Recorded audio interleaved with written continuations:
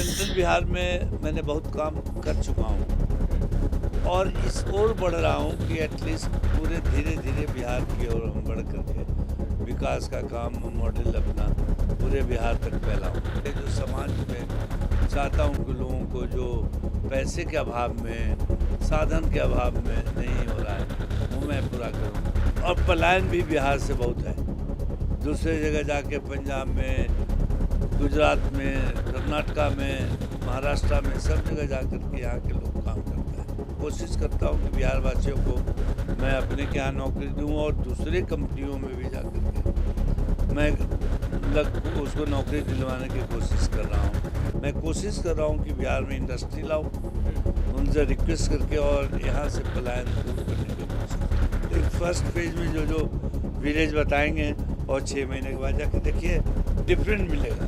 देखिए, मेरा चुनाव से या पार्टी पॉलिटिक्स से इसका मतलब नहीं है। मैं विकास के लिए घूम रहा हूँ, विकास के लिए चाहता हूँ कि बिहार में विकास हो। उससे जहानाबाद का सिचुएशन देख कर के मुख्यमंत्री जी बोले, उसमें फ़ोन किए कि आप जहानाबाद में आइए, आपके ब्रदर रहे हैं, जदयू के इतना एक्टिव रहे हैं, आज वो हैं नहीं यहाँ, तो उस कमी को पूरा कीजिए और ज़रा जहानाबाद को जिताइए। एम्बुलेंस सेवा, फ्री सेवा हम भी दे रहे हैं और कोशिश कर रहा हूँ कि सब जगह एम्बुलेंस, जो कि बहुत दिक्कत होता है, रात में प्रॉब्लम होता है, स्पेशली जो विलेज में लेडीज़ को प्रसव होता है, उसमें कोई गाड़ियाँ नहीं मिलती है, तो उसको हॉस्पिटल तक ले जाएगा।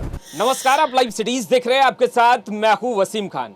बक्सर के बाद बांका, देखिए भोला शर्मा रुकने का नाम नहीं ले रहे, कदम थम नहीं रहा है। लगातार दिन हो चाहे रात और गर्मी चाहे कितना भी तापमान हो, रुकेंगे नहीं, चलते रहेंगे और विजन साफ है। देखिए, इससे पहले भी जब हमने बातचीत की थी, उन्होंने कहा था बिहार के गांव कस्बों को स्मार्ट बनाना है, जहां विकास की रफ्तार धीमी है उसे तेज करना है। इस वक्त हमारे साथ भोला शर्मा जी मौजूद हैं। देखिए, एरिस्टो फार्मा के मैनेजिंग डायरेक्टर हैं, मगर बिहार को स्मार्ट बना रहे हैं, दिन रात एक कर रहे हैं। बक्सर के बाद बांका, रुक नहीं रहे आप। जी, ये देखिए, बिहार का दोनों गेट है, पश्चिम से बक्सर और पूरब से भागलपुर एंड बांका। सेंट्रल बिहार में मैंने बहुत काम कर चुका हूँ और इस ओर बढ़ रहा हूँ कि एटलीस्ट पूरे धीरे धीरे बिहार की ओर हम बढ़ करके विकास का काम मॉडल अपना पूरे बिहार तक फैलाऊँ। आप लोग मीडिया वाले हैं, मालूम ही होगा कि हर फील्ड के लिए, हर क्षेत्र के लिए काम कर रहे हैं हम, चाहे वो हेल्थ के सेक्टर हो, एजुकेशन सेक्टर हो, या उसके बाद इंफ्रास्ट्रक्चर है, स्कूल का शौचालय है, गांव के जो वाटर सिस्टम है, स्पेशली हैंड पंप वगैरह, कैंसर पेशेंट के लिए हम लोग जो भी है उपचार के लिए, जो पैसे के अभाव में डेथ हो जाता है, उसको हम लोग देते हैं। जो बच्चे लोग टेक्निकल पढ़ाई पढ़ता है और वो पैसे के कारण असंभव होता है, उसको हम लोग मदद करके पढ़ाने में मदद करते हैं। तो हम लोग तरह तरह, हर तरह टाइप की चीज़ है जो समाज में चाहता हूँ कि लोगों को जो पैसे के अभाव में, साधन के अभाव में नहीं हो रहा है, वो मैं पूरा करूँ। और मैं चाहता हूँ स्पेशली कि गांव के लोगों को मैं मजबूत करूँ। गांव लोग शहर से जाए गांव की ओर, गांव में बसें, क्योंकि वहाँ पर इंफ्रास्ट्रक्चर का भी कमी है। तो वहाँ चाहे तो स्ट्रीट लाइट हो, जो पानी ड्रेनेज प्रॉपरली नहीं है, उसके कारण मच्छर वगैरह बहुत होता है, ये तो मैं ड्रेनेज सिस्टम भी ठीक करवा रहा हूँ। ये मेरा पूरा चाहता हूँ कि पूरे बिहार में मैं इसको आगे बढ़ाऊँ। इसके अलावा आप लोग जानते हैं बिहार में अनएम्प्लॉयमेंट का बहुत समस्या है और वो समस्या भी, और पलायन भी बिहार से बहुत है, दूसरे जगह जाके पंजाब में, गुजरात में, कर्नाटका में, महाराष्ट्र में, सब जगह जा कर के यहाँ के लोग काम करते हैं। तो मैं एक तो कि अपने जहाँ तक है कोशिश करता हूँ कि बिहार वासियों को मैं अपने के यहाँ नौकरी दूँ और दूसरे कंपनियों में भी जा कर के मैं उसको नौकरी दिलवाने की कोशिश कर रहा हूँ। और मैं चाहता हूँ कि सर्टेन जैसे टेक्सटाइल्स वाले से बात हुआ है मेरा, ये और दूसरे इंडस्ट्री बहुत जिससे एम्प्लॉयमेंट के मैक्सिमम एम्प्लॉय उसमें काम कर सके, उस सब से भी मेरा बात हुआ है। मैं कोशिश कर रहा हूँ कि बिहार में इंडस्ट्री लाऊं, उनसे रिक्वेस्ट करके और यहाँ से पलायन दूर करने की कोशिश करूँ। आज खुले मन से जब आप अपनी बातों को रख रहे थे, आपने 6 महीने का वक्त मांगा, आपने कहा तारीख नोट कर ले, आपने कहा कि तारीख के साथ साथ फ़ोटो भी खींच ले। फ़ोटो खिंचवा रहे हैं, तारीख नोट करवा रहे हैं, 6 महीने का वक्त मांग रहे हैं। क्या करेंगे 6 महीने में? 6 महीने में जो मैं बोला, स्पेशली जो गांव में इंफ्रास्ट्रक्चर की बात जो मैंने बोला आपको, चाहे नली का हो, गली का हो, लाइट का हो, पानी पीने का समस्या बहुत है, वहाँ पर हैंड पंप लगवाना, ये सब 6 महीने में तुरंत काम संभव है जो मैं आपको कर नहीं लूँगा। लगता कि बहुत कम वक्त आपने ये मांगा है? कम वक्त इसीलिए, और आपको याद होगा कि मैंने बोला था कि आज का दिन भी काउंट कीजिए। बिल्कुल, और आपने कहा फ़ोटो भी खींच आप लीजिए। फोटो आज जाकर खींचिए कि आज का गांव का स्थिति क्या है और 6 महीना का बात क्या है। जो जो हमारे जयंत राज जी मंत्री जी मेरे साथ थे आज, मैं बोला हूं कि गांव बताइए पहले फर्स्ट फेज में, एक बैग तो पूरे गांव में नहीं हो पाएगा, लेकिन फर्स्ट फेज में जो जो विलेज बताएंगे और 6 महीने के बाद जाके देखिए डिफरेंट मिलेगा, डिफरेंट मिलेगा, स्मार्ट मिलेगा। स्मार्ट मिलेगा। मंत्री जयंत राज ने बताया कि 2014 में आपकी और उनकी बातचीत हुई थी और आपने कहा था कि मैं आपके क्षेत्र, आपके विधानसभा क्षेत्र पहुंचूंगा, मैं बांका पहुंचूंगा, और 2025 चल रहा है, लंबा वक्त, बातें भूले नहीं आप? नहीं, ये पिछले लोकसभा जब इलेक्शन था तो वो जहानाबाद पार्लियामेंट्री कंस्टिट्यूंसी में एज ए जेडीयू वर्कर या मंत्री आए थे काम करने के लिए। उसी दरमियान मैं गांव में था, गोविंदपुर मेरा गांव है, और उसी समय आए थे गांव पर, मैंने बोला था कि ऐसा ऐसा है, और देखे भी थे, मेरे गांव पर गए थे, बहुत सारे वर्कर वहां पर, बहुत भीड़ था, इकट्ठा था, सबको मैं बोल रहा था कि आप वोट दीजिए यहाँ इनके कैंडिडेट को, जदयू को कैंडिडेट वहाँ पर जहानाबाद के थे, और लंबी बातें हुई थी। उस समय मैंने वादा किया था कि हम लोग जल्दी चलेंगे आपके यहाँ, उसी ये मैं आज वहाँ गया था और मैं ज़रूर ही उनके एरिया का विकास करूँगा। अब आगे का यात्रा किस ओर बढ़ेगा, क्योंकि दिन रात एक, और अभी जब हम इंटरव्यू कर रहे हैं इस वक्त हम ट्रेन के अंदर हैं, ट्रेन चल रही है अपने कारवां पर और भोला शर्मा लगातार अपने कारवां पे लगे। जी, मेरा अगला कार्यक्रम गया जिला है, औरंगाबाद है, और उसके बाद हम लोग का नवादा है।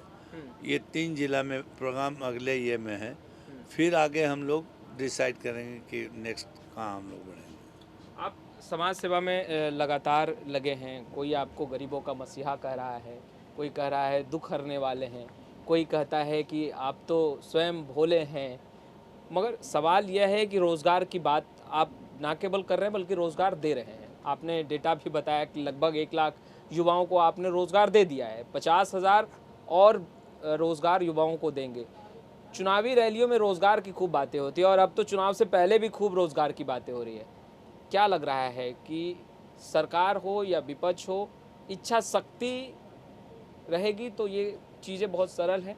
बिल्कुल होगा। एक ऑर्डिनरी, मैं एज ए भोला या Umesh Sharma and as a aristo इतना आदमी का एम्प्लॉयमेंट दे सकता हूँ, इतना डेवलपमेंट कर सकता हूँ, तो क्यों नहीं, इच्छा शक्ति होगा तो कुछ भी हो सकता है, क्यों नहीं हो सकता है, बिल्कुल हो सकता है। तो क्या केवल ये वोट के लिए ढोल बजाए जाते हैं, रोज़गार मिलेगा, रोज़गार मिलेगा, रोज़गार मिलेगा, और फिर रोज़गार मिलता नहीं है? भोला शर्मा को ही जिम्मेदारी अपने कंधे पर उठानी पड़ती है, दिन रात एक करना पड़ता है। देखिए, मेरा चुनाव से या पार्टी पॉलिटिक्स से इसका मतलब नहीं है। मैं विकास के लिए घूम रहा हूँ, विकास के लिए चाहता हूँ कि बिहार में विकास हो, उससे पूरा राजनीति, इलेक्शन वगैरह से कोई लेना देना नहीं। अच्छा, चुनाव से आपका लेना देना नहीं है और बेशक हमने देखा है निस्वार्थ भाव से आप सेवा कर रहे हैं और बहुत सराहनीय है, मगर आपने आज मंच से बताया कि मुख्यमंत्री नीतीश कुमार ने आपको फ़ोन किया था और उस वक्त आप इंडिया में नहीं थे। फ़ोन किस वक्त गया था आपको और क्या बातचीत हुई थी, ये तो आप बता ही सकते हैं। जी, मैं बाहर था, आउट ऑफ इंडिया था हम्म, और पार्लियामेंट इलेक्शन चल रहा था। हम्म, तो जहानाबाद के मैं चुके हूँ हम्म, और जहानाबाद का सिचुएशन देख कर के मुख्यमंत्री जी बोले, उसमें फ़ोन किए कि आप जहानाबाद में आइए, आपके ब्रदर रहे हैं, जदयू के इतना एक्टिव रहे हैं, आज वो हैं नहीं यहाँ, तो उस कमी को पूरा कीजिए और ज़रा जहानाबाद को जिताइए। ये यानी बात। जेडीयू को कमी खली। हाँ हाँ, जी जी। अच्छा, बांका में जिस तरीके से आपने पूरा रोड मैप बताया, बांका के लोग काफ़ी गदगद दिखाई दे रहे थे, काफ़ी खुश दिखाई दे रहे थे और स्पेशली मंत्री जयंत राज तो काफ़ी विश्वास से लवलेश थे। उन्होंने कहा कि हमें पूर्ण विश्वास है क्योंकि हमने गया में, मगध में हमने इनका काम देखा है। सर, आगे का विज़न जो है वो क्या है? क्या आप जितने गाँवों को लगातार डेवलप कर रहे हैं, स्मार्ट बना रहे हैं, इसी तरीके से बढ़ते रहेंगे आगे? जी जी बिल्कुल। या और कोई लक्ष्य निर्धारित किया है? लक्ष्य देखिए, मेरे अभी मैन पावर की कमी है, उसको मैं बढ़ाने जा रहा हूँ कि अपने जो CSR और जो अरिस्मा चैरिटेबल ट्रस्ट का है, उसको मैन पावर बढ़ाऊँगा तभी मैं कैटर कर पाऊँगा मैक्सिमम विलेजेस को। तो वो बढ़ाने में लगे हुए हैं और कोशिश मेरा यही है कि विकास और डेवलपमेंट, इसके अलावा और कुछ। एजुकेशन सिस्टम को सर कैसे देखते हैं आप? एजुकेशन सिस्टम को के कारण आज लोग प्राइवेट स्कूल में पढ़ रहे हैं, अगर गवर्नमेंट में नहीं पढ़ रहा है, लेकिन इसको इम्प्रूवमेंट की ज़रूरत है। और मैं स्कूल भी किया हूँ, स्कूल भी बनाया हूँ यहाँ पर जहानाबाद में। अच्छा। हाँ हाँ और कई जगह आपने वादा भी किया है कि शिक्षा के मामले में साथ हाँ, में। शिक्षा एकदम साथ हूँ। मैं कोशिश करूँगा कि मैक्सिमम और अच्छा शिक्षा मिले बच्चे लोगों को, और स्वास्थ्य के प्रति भी। स्वास्थ्य के प्रति भी आपने तो कई जगह ये घोषणा कर दी कि आप एक अस्पताल का निर्माण करेंगे। बक्सर में आपने कहा, आपने बांका में भी कहा कि स्वास्थ्य और शिक्षा को लेकर के तो काम करूंगा ही करूंगा। ये जहानाबाद में ऑलरेडी हॉस्पिटल करीब करीब बिल्डिंग बन गया है, अब उसमें डॉक्टर और इंस्ट्रूमेंट लाने की ज़रूरत है, जो हम लोग का जल्दी पूरा हो जाएगा। जहानाबाद में घोसी ब्लॉक में है। उसी तरह से मैं चाहता हूँ कि दूसरी जगह भी हो। एम्बुलेंस सेवा, फ्री सेवा हम भी दे रहे हैं हम लोग, और कोशिश कर रहा हूँ कि सब जगह एम्बुलेंस, जो कि बहुत दिक्कत होता है, रात में प्रॉब्लम होता है, स्पेशली जो विलेज में लेडीज़ को प्रसव होता है, उसमें कोई गाड़ियाँ नहीं मिलती है, तो उसको हॉस्पिटल तक ले जाएगा, और फेटल एक्सीडेंट वगैरह है उसमें इमीडिएटली लेकर के हॉस्पिटल तक पहुँचाएगा, सो इमीडिएटली प्रथम उपचार उसको मिल पाएगा। हालांकि आपने पहले ही सिरे से खारिज कर दिया कि चुनाव और राजनीति से फिलहाल इसे ना जोड़ा जाए, मगर जो सवाल उठ रहे हैं, कई व्यूअर्स ने कमेंट भी किया है कि भोला शर्मा जी काफ़ी सक्रिय हैं, सराहनीय काम है, मगर कहीं चुनाव, आगामी चुनाव विधानसभा करीब है, जिसको लेकर तो मोर्चा नहीं संभाल लिया है? नहीं नहीं नहीं, ऐसा कुछ नहीं है। ये जो विकास के काम और समाज सेवा दोनों अलग पहलू है, वो इससे किससे कोई लेना देना नहीं, कोई लेना देना नहीं, कोई लेना मगर रुकेंगे नहीं। नहीं नहीं। देखो, विकास तो होता ही रहेगा। जब तापमान 42-43 डिग्री होता है, बक्सर में मैं भी था और लगभग 42-43 डिग्री तापमान था सर, और आप बैठे थे और कड़ाके की जो धूप है वो आपके चेहरे पर और मस्तक से जो पसीने गिर रहे थे, तो ऐसा नहीं लगा कि कहाँ आकर फंस गया यार, 3-3 4-4 घंटे देना पड़ता है? नहीं, अब कभी कभी ये प्रैक्टिकल होना पड़ता है, क्योंकि इससे आप टाल नहीं सकते। गर्मी, ठंडा और बारिश को कैसे टाल सकते हैं। और मैं इंजॉय करता हूँ जब लोग बहुत रहता है और लोग का आशा अपेक्षा रहता है विकास के प्रति, तो उसमें जाता हूँ और नहीं लगता कि कितना गर्मी है। पिछले साल इलेक्शन चल रहा था, तो गया के पास अतरी है, वहाँ पहाड़ है, अब 45 डिग्री 46 डिग्री टेम्परेचर था, वहाँ इलेक्शन में हम कैंपेन कर रहे थे, कंपेन कर रहे हैं लास्ट ईयर।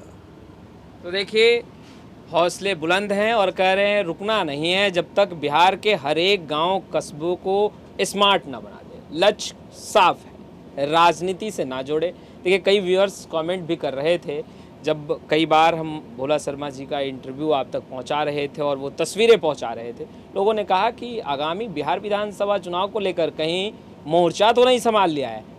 मोर्चा नहीं संभाला है, मोर्चा संभाला है तो बिहार को स्मार्ट बनाने का। कैमरे के पीछे गुड्डू हैं, मैं वसीम।